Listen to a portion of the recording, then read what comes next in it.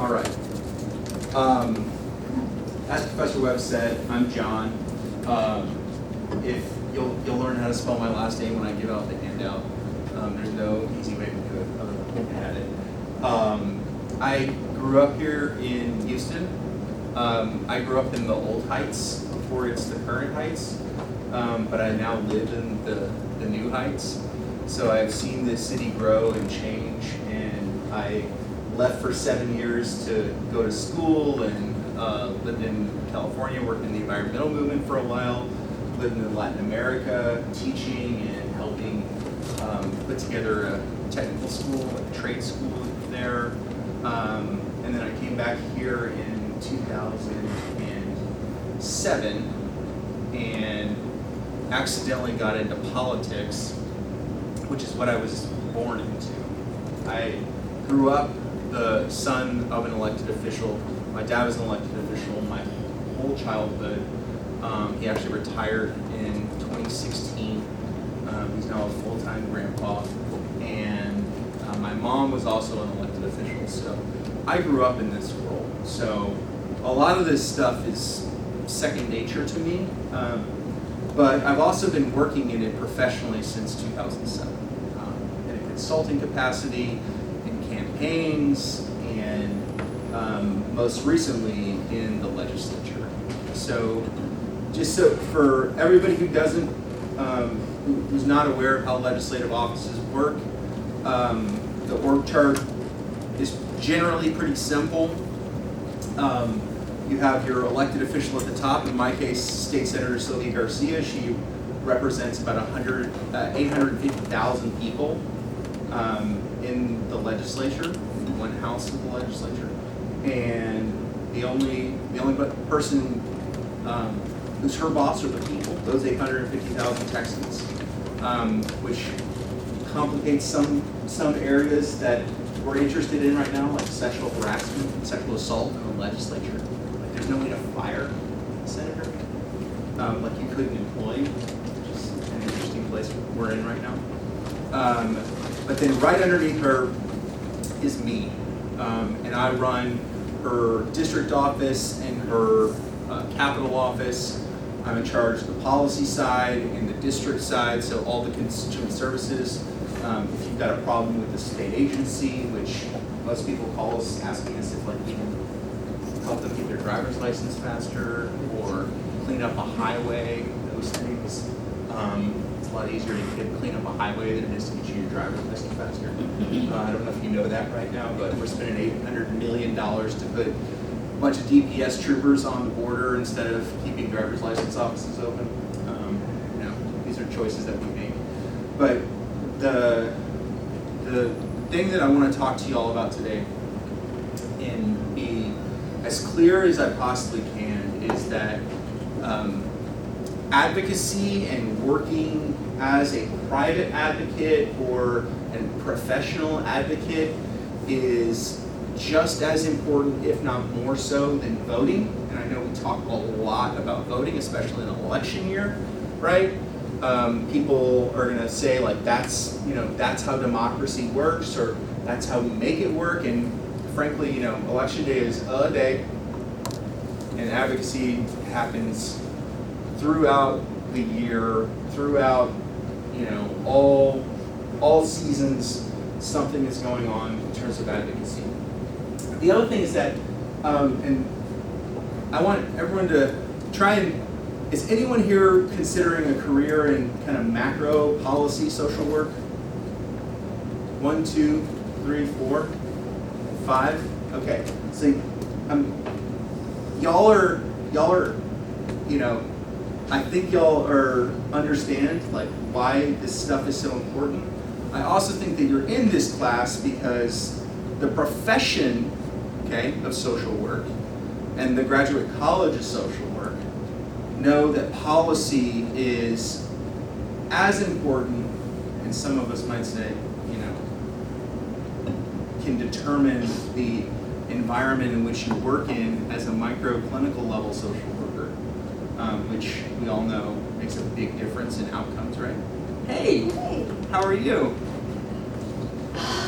You're here. Traffic. Are you still coming from as far away as you used to? Further, I'm in Orange now. Further, you're in Orange. All right. One of my fellow students from when I was here. So it's going to be something that I really want you to think to yourself, if you're not considering it as a profession, which is a noble and worthy profession of your time, and I like to think of getting involved in politics as like art. If you have it in you, if you have that desire in you, then like you have to give it a try, or else you're always going to sit there and wonder, like, would I have, made great art? Would I have made great music? Would I have painted? Because like it's inside you to help people and get involved in the public arena. And if you don't do it, if you don't try it, then like that will linger. And then you'll wake up one day, 50-year-old and run for mayor, and look like a fool because it's always been inside of you.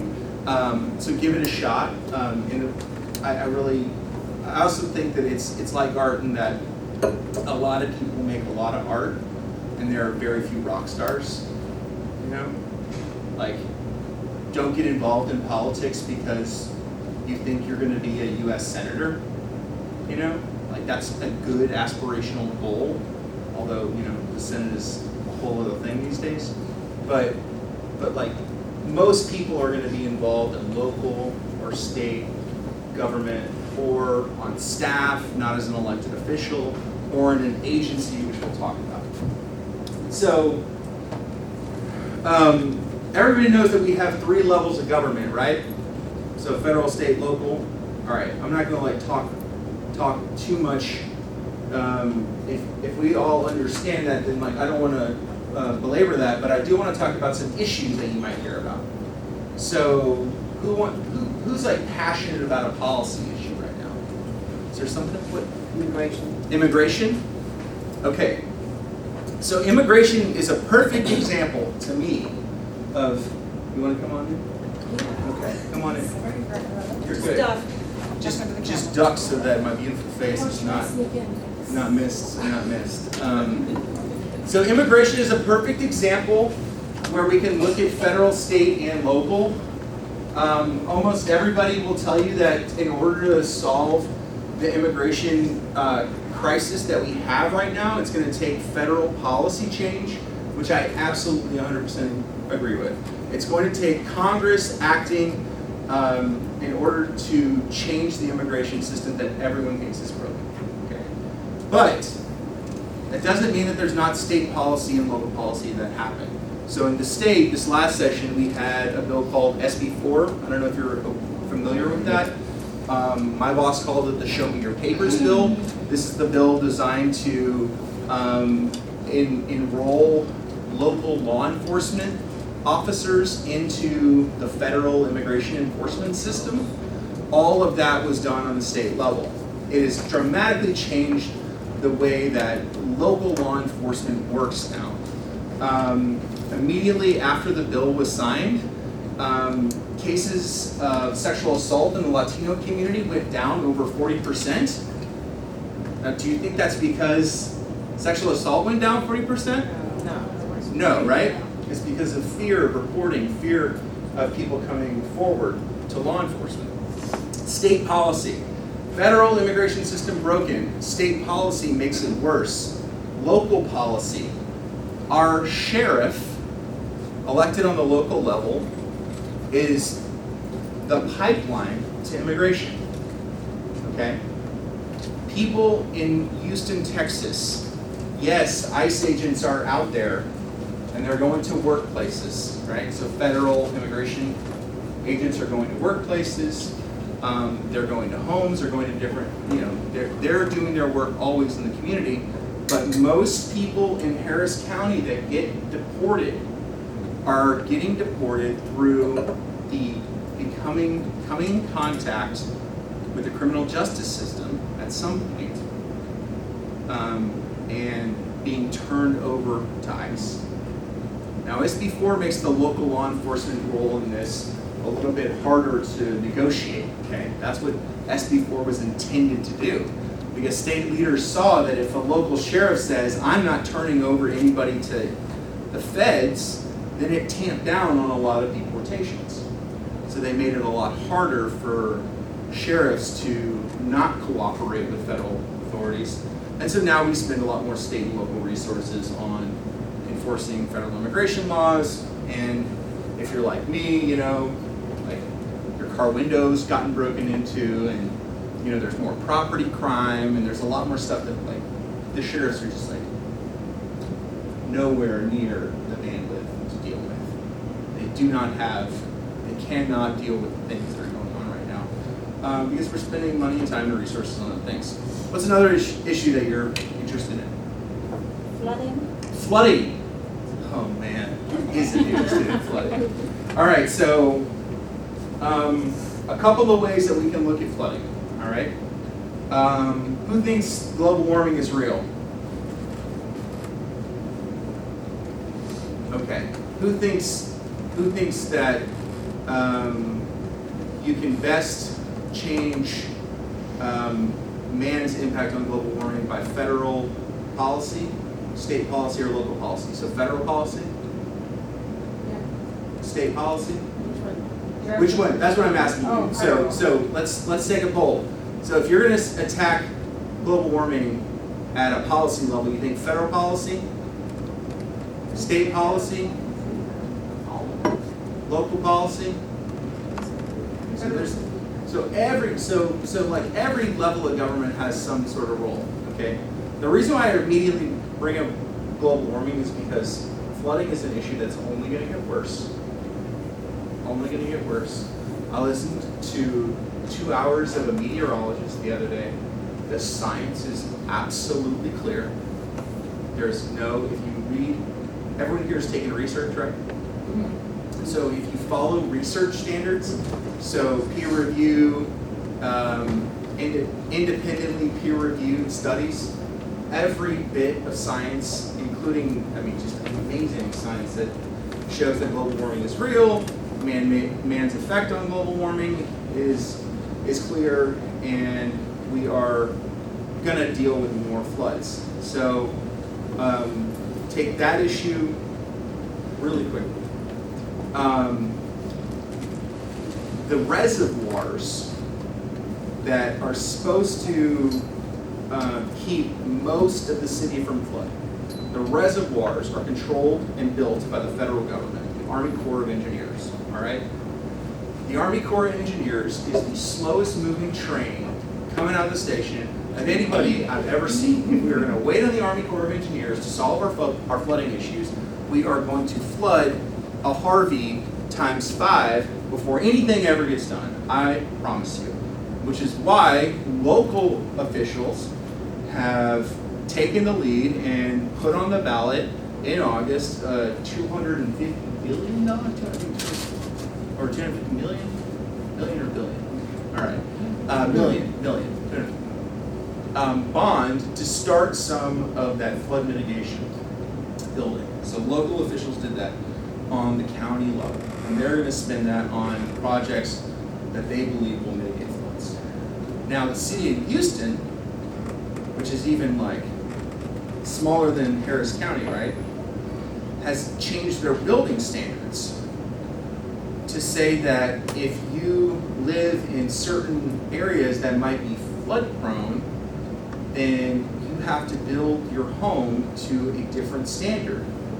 Now, people can argue one way or the other about this, and I'm really sensitive to it because every $1,000 that you raise the price of a home, you price out hundreds of thousands of Texans.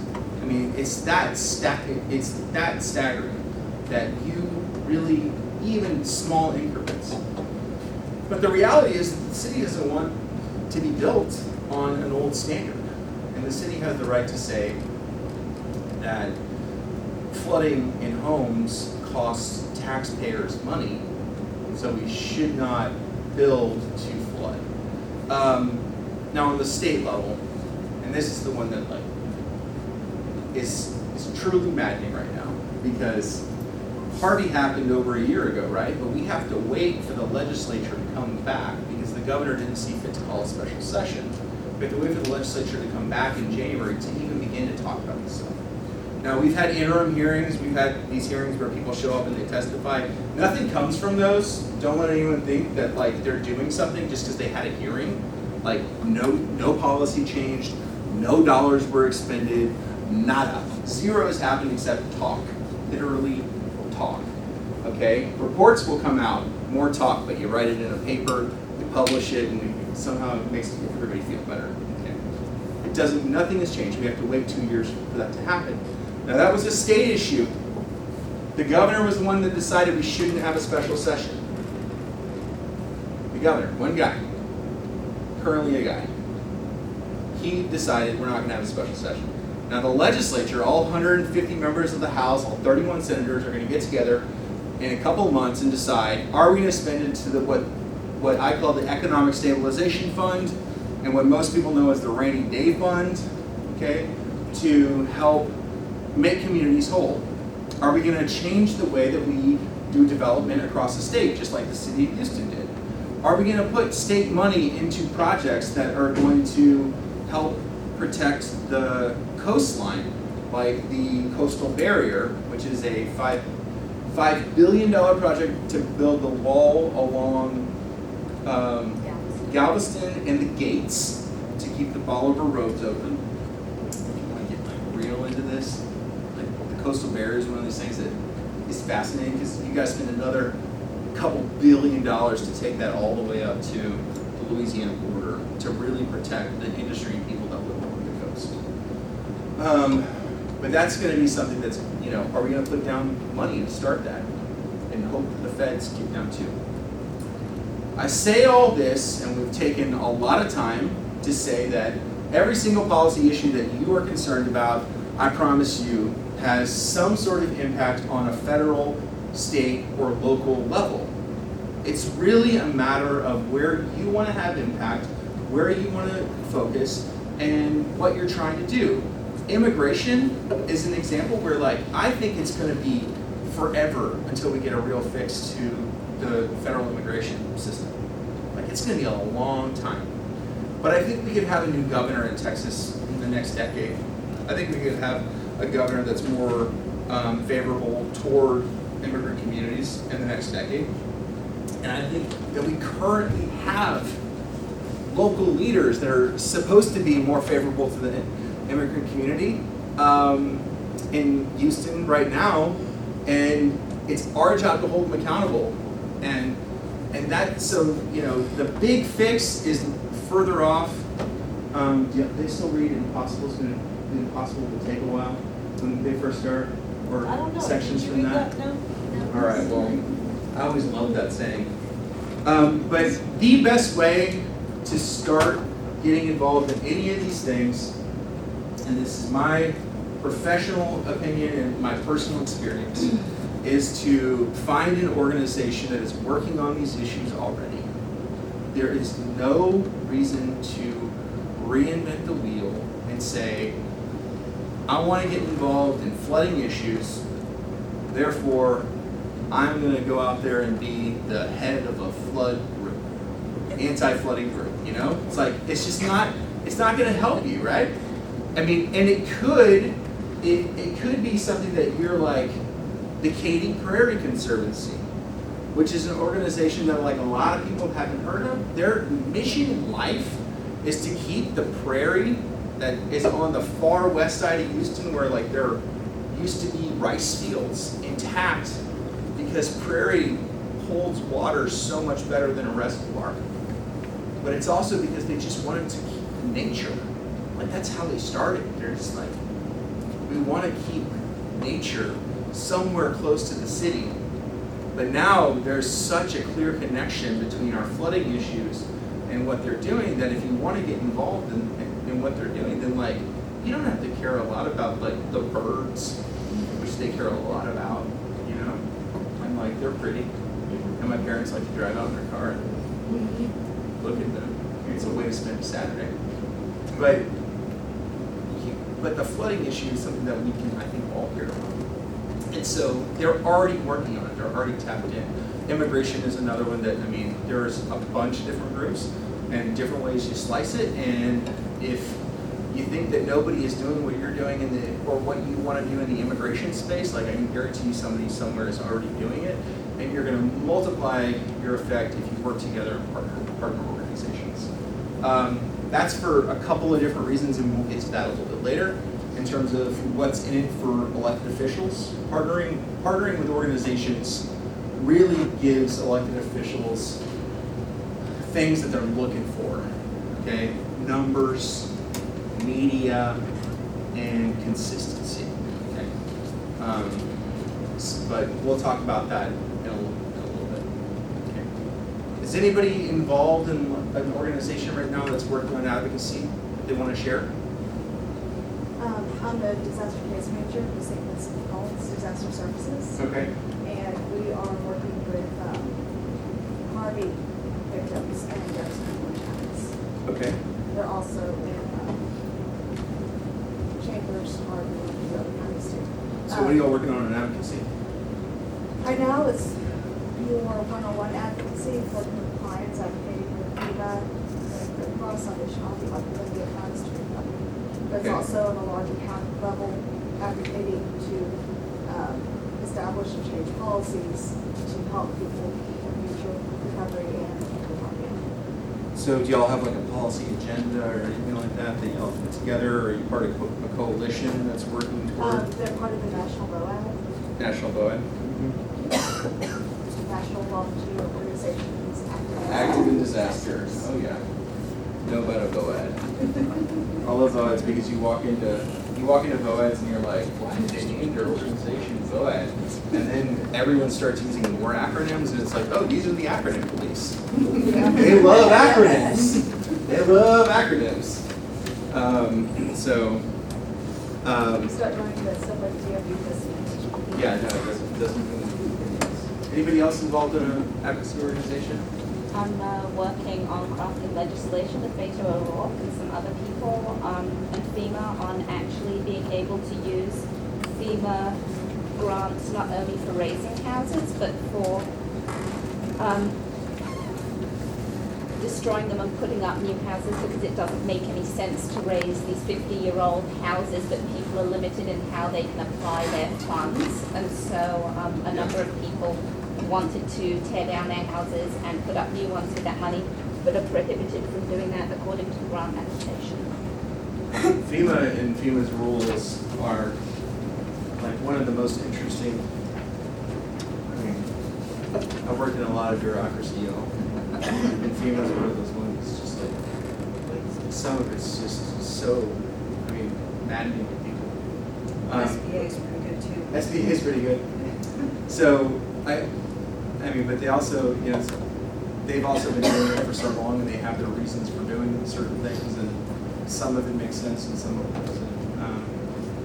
You know, I mean, there's the one that I think the most recent change that makes sense is that they finally let people use dollars that they used to only, you know, this is your kitchen sink. This is your kitchen sink, and it got flooded, then they used to only let you spend money to come in and take the flooded material out. It's like they give you enough money to like live in a construction zone. That doesn't make any sense. So now that there's enough money, you can use that money to say, I'm gonna take out the materials and then we're gonna build the sink again.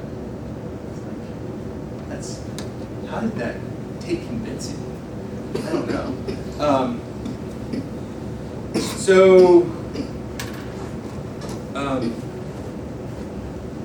I don't want to.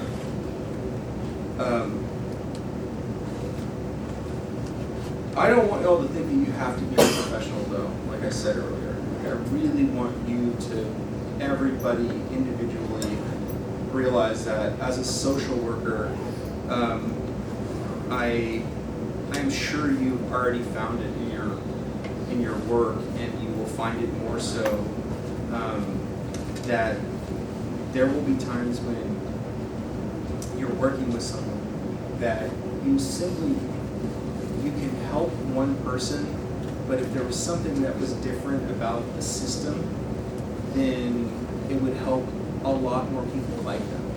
And you're going to see that in your life, and it's going to be something that I want you to feel empowered to do. And it doesn't have to be your job. It should really be everybody's job. That's how democracy is theoretically supposed to work. But really, it's about the most powerful words in the legislature are not like as a staffer or as an elected official. They are as a mother. As a mother, I want my child's school to be safe. As someone who works with these populations, I can tell you that the way that the law is currently structured is more punitive than restorative. As a father, as a brother of someone who was a victim of this crime, right? As a survivor, these are things that like we all are, and I promise you that they're way more powerful than as chief of staff, or as legislative director, or as an elected official. You are way more powerful in the halls of the legislature, in the roles that you already live in your daily life, than as anybody who does this profession. The people that do this professionally are waiting for you. They're waiting for you to both help them make their case or convince them that they're doing it wrong. Okay. So we're going to just dive right in and talk about ways to influence your government. And I know that some of y'all have probably already looked at this, so I apologize if we go through it step by step, but it makes a lot more sense if you talk through this, okay? And I'm just going to assume that what I just said was so damn convincing that you're all going to want to influence your government, right? That you're like, we've just covered it now that like on the state, the local, or the federal level, you're like so down now to influence your government that you're going to get out there and do it, right? Right? No, I'm not getting it from you. I'm not feeling the fire. No? Maybe? All right, well, maybe I'll make it seem so easy that like we're going to get there. All right? Does that sound good? Sounds like a plan? Okay. So, there's an old joke about vote early, vote often, like the Chicago style politics, right? Vote early, vote often. I changed that into vote early, voice often. You need to participate in every election in which you are eligible to participate, okay? If you are eligible to participate and you are eligible to vote, and not everybody is, then you have to do it. And there are a couple of reasons why. One, you will get more information about issues. You will be engaged by candidates more. People running for office will come to you if you vote. If you never vote, you don't get on their list. I'm telling this to you frankly, as someone who has run campaigns, you don't have time to talk to everybody. So the people that you talk to are the ones who vote. Because the best determination of whether or not you're going to vote in this election is whether you voted in the last election. So if you vote in every election, candidates will beg.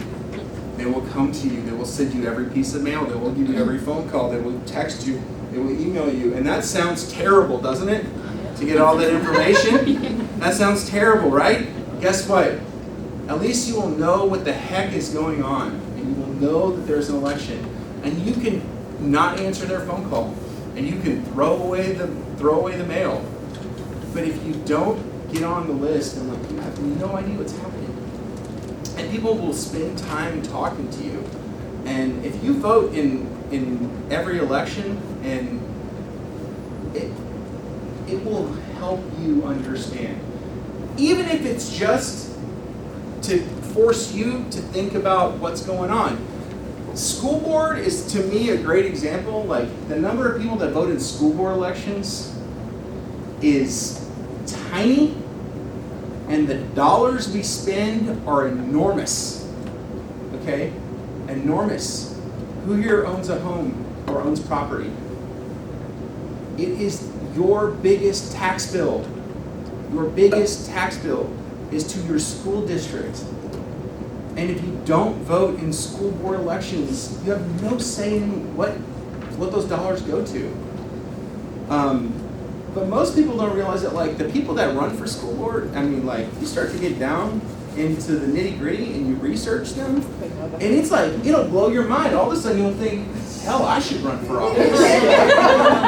I mean, because some people on the school board, you're like, how did you get elected? And the answer is because 3 people elected them. You know, 3 out of 10 people elected them. 2 out of 10 people elected them. Nobody did. It was them and their cousins. You know? And like everybody wants their cousin on a school board. That's all right. You know, my cousin was an official. Maybe there's something, you know, down the road that you can help me with. I mean, but if you don't participate, then you don't get to know this stuff. City council is the same way. City council and the mayor have a giant budget. A giant budget. And if you didn't sleep in this room, then you got here on a city street. Okay? And the way that those are built, the way that those are maintained, the police, and the way that they act with people, so many people come to me and say, I'm interested in criminal justice. How can we change criminal justice? I'm like, what do you know about HPD and their policies? What do you know about the district attorney? Okay? They're the ones who really make a difference in criminal justice. The police officer that shoots an unarmed person does not work for Donald Trump. They work for a mayor. They work for a sheriff. Every once in a while, they work for a governor. You know? Sandra Bland was pulled over by a DPS trooper, which is, you know, she wasn't shot, but that worked out the way it did. He worked for the governor. If you don't vote in every election, I promise you, the dots will never get connected, because having to make a choice and forcing yourself to make a choice will really make you think and help you do research. And frankly, it doesn't take that long. It really doesn't take that long. It is, you can figure out who you're going to vote for in this next coming election by researching different organizations that you might trust, because they have vetted them, they've talked to them, and following their slate card. I really recommend that, y'all. And I know that some people are going to say that that's a bad idea, and other people might be like, you need to know the candidate. And I think you do, but like, I would rather you find an organization that you trust, if it's the Texas Conservative Coalition or the Houston LGBT Political Caucus or whoever it might be, and get out there and vote and make a difference in every race, than to sit here and like belabor every point and never go vote because you just can't decide. If you walk into a ballot box and you press cast ballot and you didn't vote for anybody, nobody knows. Nobody knows. And you will find out more the next election. And if it's a school board election, you're like, I have no idea who these people are, but I want to get more involved in the school board, and you go and you vote and you don't vote for anybody, then I bet you the next time there's a school board election, the people that are running for school board will knock on your door and you will get to know them.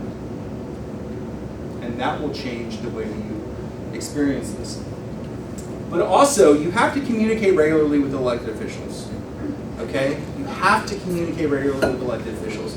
And I want you to communicate with them on a regular basis. On a regular basis. That is the only way that we can really change policy. Now, some of this stuff you've heard, right? Like, there's a lot of stuff going on around the Supreme Court nomination right now. So there's a lot of call this person, call that person, text this number, tweeted this person, that kind of stuff. And that's what a lot of people think communicating with elected officials are. A lot of people have heard of town halls, right? Where you go and there's like a organized event and the elected officials up here doing what I'm doing right now, talking at you, mostly. And then, you know, sometimes depending on the town hall, then they'll give people a chance to interact. Those are another way that you can communicate with elected officials.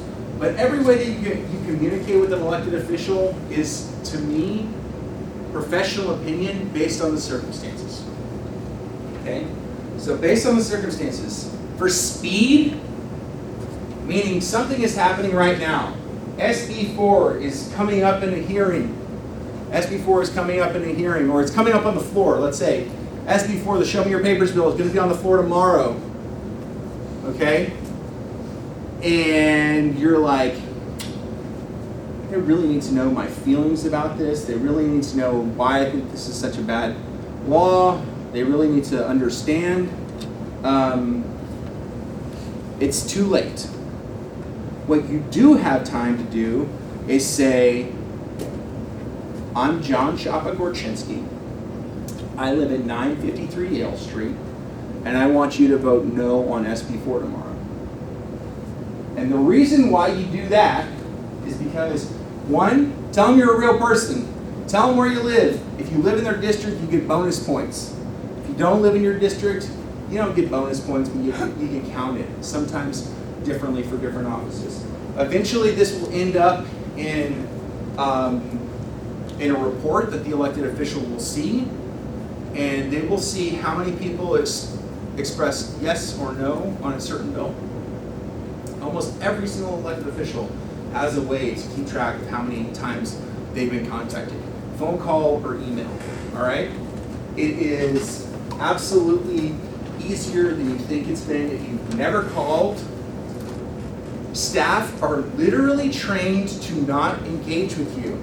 If you think I have to have the perfect reason why they should support or not support this issue, then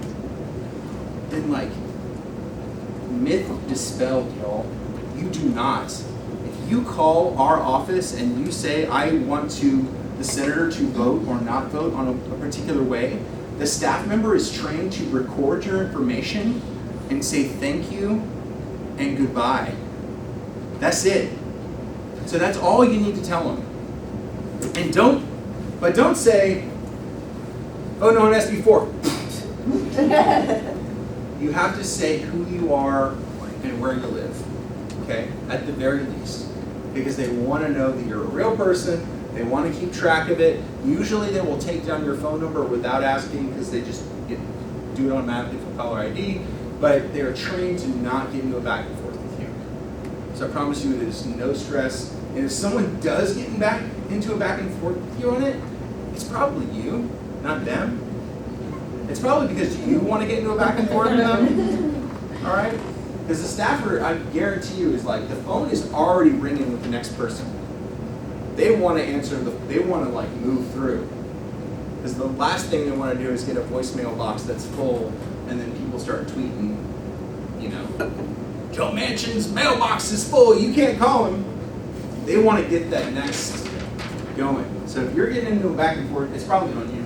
It's not on them. And if you want to get in a back and forth about an issue like that, call your mama, call your neighbor, okay, call your cousin, call your friend, call somebody else, because these staffers getting into a back and forth on the phone like that is not going to change their mind, not going to change anybody's mind, not going to change your mind. Okay. For in-depth and relationship building, meet with the elected official or the staff in person. Okay. Now sometimes it's a little hard to meet with an elected official in person. If you're passionate about an issue and you're going to work on it for a while, then do it. Don't give up. They're gonna, some people are gonna be they're not free until 2023. They're gonna throw some outrageous timelines for you, and some of them are gonna cancel and reschedule and things like that. But don't stop. But also, I want to be clear that meeting with staff, and I'm telling you this as a professional who works in this space, meeting with staff can sometimes have just as much impact as meeting with the elected official itself. Because the staff member, if you educate the staff member on the issue, then they will educate the elected official at the right moment and the right time.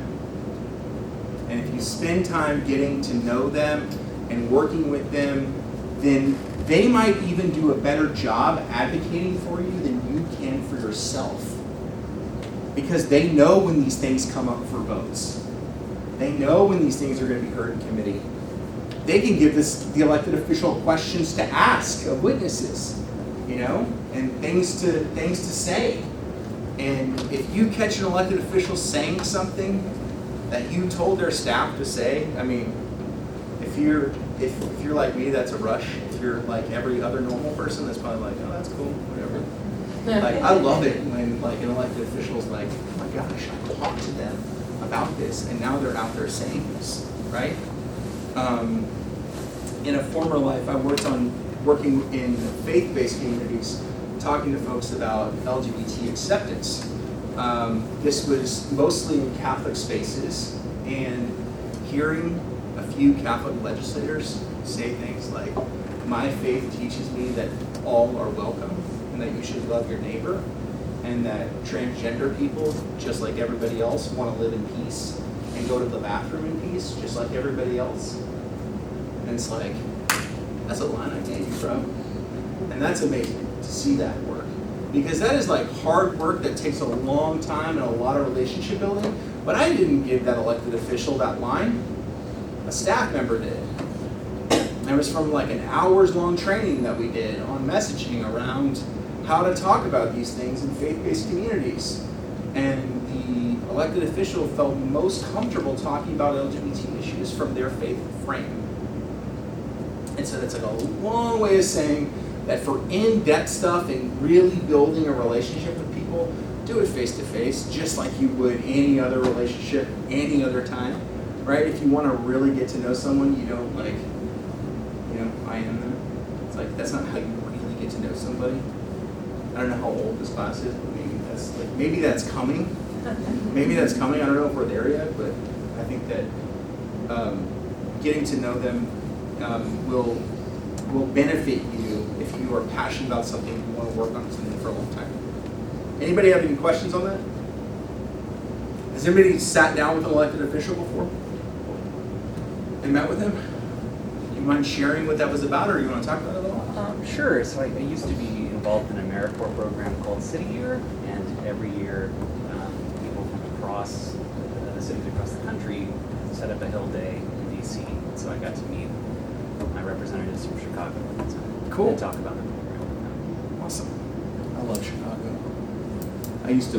My last consulting job was based in Chicago. It's the only place I go where I say Gorchitsky at the hotel check-in. I'll know it. They just start typing. Everyone else in the world's like, what? What do you think was the most valuable in that experience? Like, what did you get out of it? I think, well, one, it was surprising to see how kind of small and modest the House and Senate office buildings are. Yeah. But two, I think to your point, we had a little bit of FaceTime with the representatives, but so much of it was with their staff. And their Okay. staff, I think, really took the time to get to know us and really know our position about the program. I think that was That's awesome.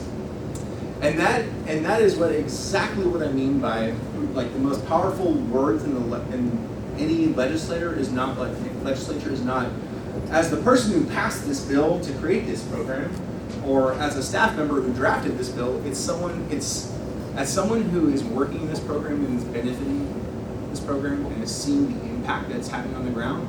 I can tell you that your investment is being used wisely. But it's also one of those things where it's like, the Capitol building in Austin is designed to be confusing. Same in DC, like it is giant and there are no signs to anywhere and nothing is labeled and every bathroom except for one is private. It is designed to be imposing. But you get inside the office and you're like, y'all have 6 people working in this little room? And it's really not that intimidating. So with patience, always give yourself enough time. And always ask for the person who's working on the issue that you are interested in. Staffs are divided almost always by committee or by issue, and usually committees line up with issues, sometimes they don't. So just as a quick example, women's reproductive issues are a big deal for my boss, and so we had one staffer who covered that issue regardless of where it went in committee. So sometimes bills having to do with abortion go to state affairs, sometimes they go to B&C, business and commerce, if you can believe it. I don't know what healthcare has to do with business and commerce, but sure enough, it would end up there. Sometimes it would end up in Health and Human Services. So just be clear about what you want to talk about, and it'll make things a lot better. Because you don't want to say, I want to talk to the chief of staff, because you're like, you heard this guy John, who was the chief of staff, and he said he was in charge of both offices and policy and district, and you're like, I want to talk to that person. That's who I want to talk to. It's like, because if he came to me and said, I want to talk about abortion and reproductive justice, I would say, you need to talk to Stella. Like, I would stop the meeting and say, I wish I had known you wanted to talk about that, because Stella covers all those issues from her office. And if you say, I want to talk to the person who covers state affairs, because that's where SB4 is going in our office, then they would have gotten to you and said, you need to talk to John, because he handles everything immigration related for our office. So be clear when you're scheduling these. For follow-up in writing, there are a couple of reasons for this. If you send anything in writing, if you put something in an envelope or in a box and send it to the Congress in the United States, it is going to take 3 to 6 weeks to get to them. 3 to 6 weeks to get to them. Not because the Postal Service is terrible. The men and women of the United States Postal Service are doing a fantastic job at an extremely reasonable rate, and they get the mail to where it's going 99.99% of the time. But when it gets to Congress, it is met by 1,000 other letters, and it has to be sifted through and gone and sorted, tested for anthrax, scanned for bombs, and all kinds of other things, and then resorted out. So it takes forever. Now, it's not to say that you shouldn't put things in writing, because it really makes a difference if you have a meeting with someone to write a handwritten note. The old-fashioned way to follow up, handwriting a note, and there are all kinds of websites you can buy very reasonably priced, personalized stationery, and I highly recommend it just for your life if you don't want to be an advocate, because people get blown away when they get like a little note card that has your name on it that says, thanks for meeting with me, or thanks for contributing to my race for the cure, whatever it is. So I highly recommend investing a little bit of money to get personalized stationery. Not something you're interested in? You with me? All right. So that makes a big difference. But also, here's your cheat sheet. Never leave more than one page behind. You see this thing I gave you? This is your cheat sheet. We call this a one-pager. We had a long discussion today about how to get involved in government, and these are the things I think you need to know the most. So I am leaving them with you. Okay? You can take this and put it in a file somewhere, put it in a drawer somewhere, and when the topic comes up again, you can pull it out and quickly get an answer. And if what you're looking for is not on here, my name, my phone number, and my email address are on here. Always leave your contact information. Okay? But more than this, if I gave you a book or a booklet that is like that big, you know, then unless I'm like going on vacation, y'all, and I've got nothing else to read, like it's going to go in a drawer and it's never going to be seen again. Okay? These people just do not have the time to do that. We have the time to look at basic information, executive summaries, indexes to find one piece of information. But to go in depth, y'all, I mean, you're going to overwhelm them, and you're going to get yourself put in the round file. So leave one piece of information behind, put one page of information behind. But always leave one page of information behind.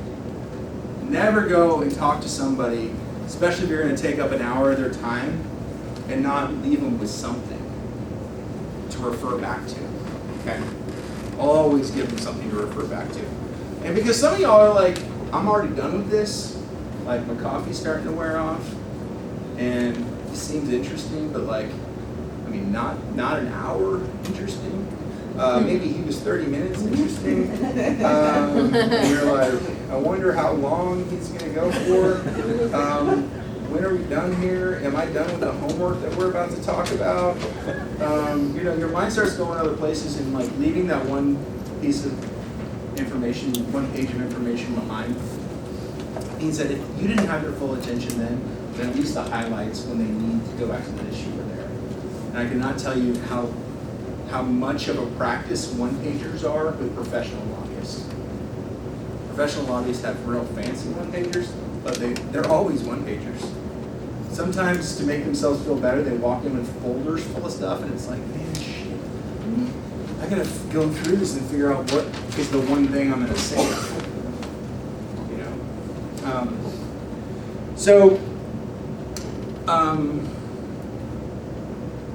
I think we've reached the end. If that's all right. Thanks for having me.